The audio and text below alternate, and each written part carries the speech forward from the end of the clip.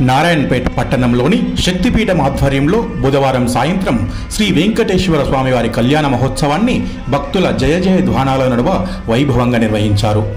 శ్రీవారి కళ్యాణ మహోత్సవానికి Bhishmaraj foundation chairman K Rajkumar Reddy హాజరై స్వామివారు అమ్మవార్లను దర్శించుకున్నారు.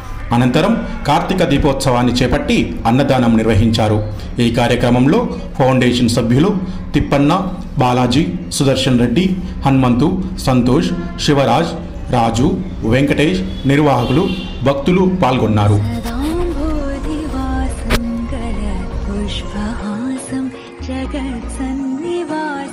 शतादित्यभासं गदाचक्रशस्त्रं लसत्पीतवस्त्रं हसचारुवक्त्रं भजेऽहं भजेऽहं रमाकण्ठहारं श्रुतिव्रातसारं जलान्तर्विहारं